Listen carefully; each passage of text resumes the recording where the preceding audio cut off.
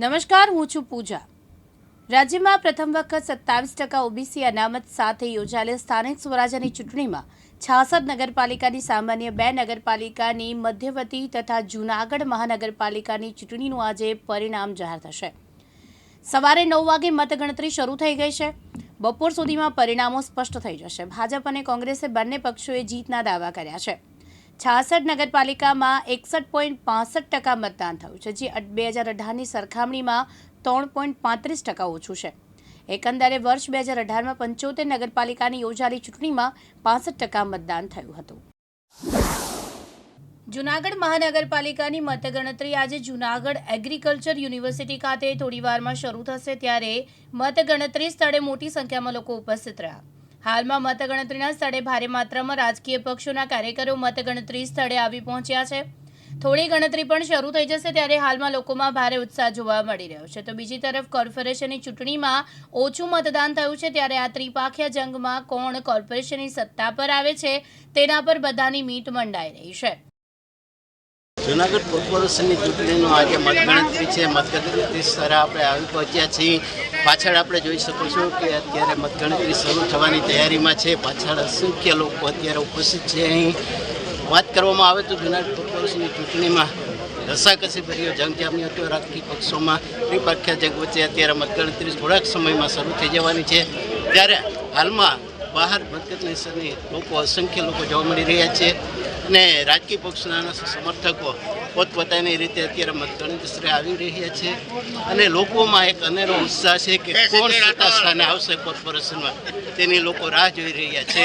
કારણ કે ઓછું મતદાન થવાથી અનેક લોકોના મનમાં સવાલો ઉઠી રહ્યા છે, ત્યારે કોણ સત્તા પર બેસશે તેની લોકો રાહ જોઈ રહ્યા છે। રિપોર્ટર પ્રકાશ દવે, દિવ્યાંગ ન્યૂઝ। વડોદરા જિલ્લા તાલુકાના કરજણ સેવા સદન ખાતે મતગણતરીની શરૂઆત કરાઈ છે। સ્થાનિક સ્વરાજ્યની ચૂંટણી કરજણ નગરપાલિકા ફેબ્રુઆરીથી યોજાઈ હતી। આજરોજ કરજણ સેવા સદન ખાતે મતગણતરીની શરૂઆત થઈ છે। પોલીસે ચુસ્ત બંદોબસ્ત સાથે મતદાન ગણતરી કરાઈ છે। કરજણ નગરપાલિકા ચૂંટણીને વોર્ડ નંબર 1 થી 7ના 85 ઉમેદવારોની ભાવિ ભવિષ્ય નક્કી થશે। કરજણ નગરપાલિકા ward number 1 panel Bharatiya Janata પાર્ટીનો વિજય થયો છે। મનોજ દરજી, દિવ્યાંગ ન્યૂઝ, કરજણ, વડોદરા। ગીર સોમનાથના કોડીનાર નગરપાલિકા સ્થાનિક સ્વરાજ્યની ચૂંટણીની મતગણતરી પ્રક્રિયાની શાંતિપૂર્ણ માહોલમાં પૂરી થઈ છે, જેમાં ગીર સોમનાથ કોડીનાર મહાનગરપાલિકાની પેટા ચૂંટણી નગરપાલિકા વોર્ડ નંબર 1 અને 2માં ભાજપની ભવ્ય જીત થઈ છે। વોર્ડ નંબર 3ની મતગણતરી શરૂ છે।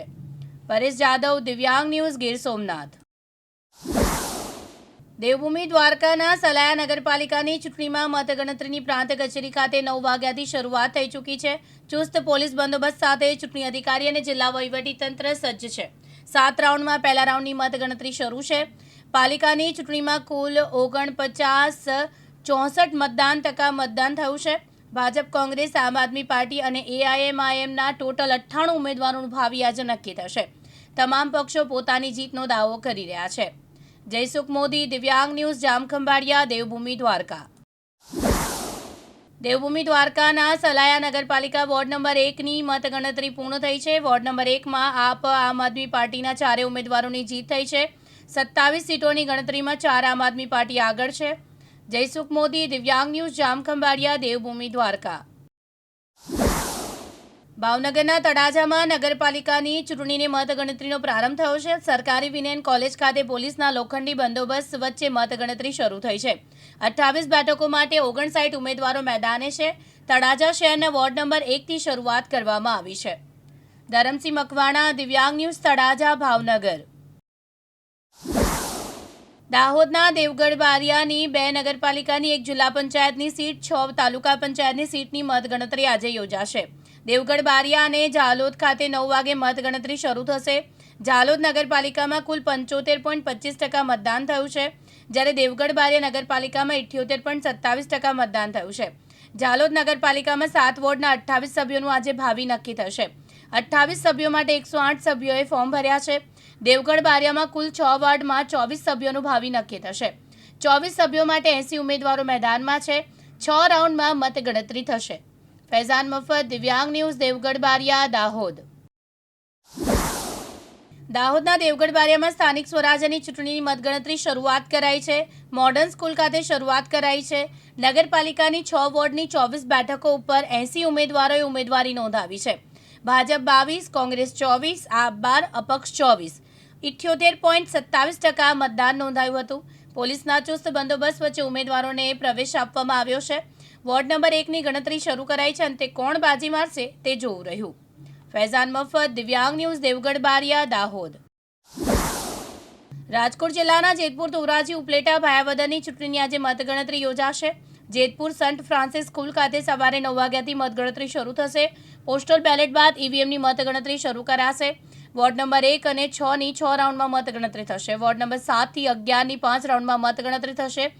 12 ટેબલ ઉપર મતગણતરી થશે. 140 ઉમેદવારોમાંથી 44 ઉમેદવારોનું ભાવિ નક્કી થશે. જેતપુર પાલિકાની 11 વોર્ડની 44 બેઠક ઉપર ચૂંટણી યોજાઈ. જેતપુર પાલિકાની ચૂંટણીમાં 52.54% મતદાન થયું હતું. ભાયાવદર નગરપાલિકાની ચૂંટણીની મતગણતરી મ્યુનિસિપલ કન્યા વિદ્યાલય ખાતે ટૂંક સમયમાં શરૂઆત થશે. રાઉન્ડ 1 થી 6 ગણતરીની 6 વોર્ડ 28 બેઠક 37 ઉમેદવાર નોંધાયા છે. ધોરાજી નગરપાલિકાની ગણતરીમાં સીજી હાઈસ્કૂલમાં રાઉન્ડ 1માં 1 થી 9માં 9 વોર્ડમાં 36 બેઠક 110 ઉમેદવાર છે. ઉપલેટા નગરપાલિકાની ગણતરી નગરપાલિકા તાલુકા શાળા ખાતે રાઉન્ડ 1 થી 9માં 9 વોર્ડ 36 બેઠક 87 ઉમેદવારોનું ભાવિ ખુલશે. આશીષ પાટડિયા, દિવ્યાંગ ન્યૂઝ, ધોરાજી, રાજકોટ. જૂનાગઢ માંગરોળ નગરપાલિકાની ચૂંટણીની મતગણતરી સવારે 9 કલાકથી શરૂઆત થશે, ત્યારે તંત્ર દ્વારા તમામ તૈયારીઓ પૂર્ણ કરી દેવાઈ છે. ડીવાયએસપી, પીઆઈ સહિત પોલીસ કાફલો ખડકાયો છે. એસડીએમ, મામલતદાર મતગણતરી કેન્દ્ર પર પહોંચ્યા છે. માંગરોળની કંપાણી કોલેજ ખાતે તમામ ઉમેદવારો પહોંચ્યા છે. માંગરોળના 8 વોર્ડનું 67.20% મતદાન થયું, જ્યારે આજે સવારે 9 વાગ્યાથી પોલીસના ચુસ્ત બંદોબસ્ત વચ્ચે મતગણતરીની શરૂઆત થઈ છે. આજરોજ માંગરોળ નગરપાલિકાની સામાન્ય ચૂંટણી અંગેની મતગણતરી શરૂ થનાર છે. આજરોજ જે એમએન કંપાણી કોલેજ ખાતે તમામ પોલીસ ફોર્સ સાથે ચુસ્ત પોલીસ બંદોબસ્ત રાખવામાં આવેલ છે. મતગણતરી પૂર્ણ થયા બાદ પણ સમગ્ર શહેરમાં વિજયી થયેલ ઉમેદવારોનું સરઘસ શાંતિપૂર્ણ રીતે પૂર્ણ થાય તે માટે સમગ્ર શહેરમાં પણ ચુસ્ત પોલીસ બંદોબસ્ત રાખવામાં આવેલ છે. શહેરની સમગ્ર જનતાને પણ અમારી ખાસ અપીલ છે કે વિજય સરઘસ દરમિયાન પણ તમામ લોકો શાંતિપૂર્ણ રીતે ઉજવણી કરે અને કાયદો અને વ્યવસ્થાની સ્થિતિને અસર થાય તેવા કોઈ પણ કૃત્યમાં લોકોને સહકાર ન આપે. પ્રકાશ લાલવાણી, દિવ્યાંગ ન્યૂઝ, માંગરોળ, જૂનાગઢ. માલપુર તાલુકાના પંચાયતની પેટા ચૂંટણીની મતગણતરી શરૂ થઈ છે. સ્ટ્રોંગ રૂમમાંથી પોલીસ બંદોબસ્ત વચ્ચે ઈવીએમ મશીન મતગણતરી ખાતે લવાયા છે. કુલ 3 ટેબલ પર 7 રાઉન્ડ પર મતગણતરી થશે. માલપુર તાલુકાના બામણી તાલુકા પંચાયતની પેટા ચૂંટણી છે, જેમાં કુલ 3 ભાવિ ઉમેદવારોનું નક્કી થશે. જયદીપ ભાટિયા, દિવ્યાંગ ન્યૂઝ, અરવલ્લી. રાજકોટ જિલ્લાની 5 નગરપાલિકા અને 4 તાલુકા પંચાયતની 6 બેઠક પર મતગણતરી થશે. મતગણતરી 9 કલાકથી પ્રારંભ થઈ ચૂક્યો છે. રાજકોટ જિલ્લાની 5 નગરપાલિકા અને 4 તાલુકા પંચાયતની 6 બેઠક માટે મતદાન શાંતિપૂર્વક રીતે પૂર્ણ થયું. કાઉન્ટિંગ પર સેન્ટર પરથી મતગણતરી શરૂ કરવામાં આવી. 11 રાઉન્ડમાં મતગણતરી થશે. જેતપુરમાં સૌથી વધુ 24 ટેબલો પરથી મતગણતરી કરવામાં આવશે.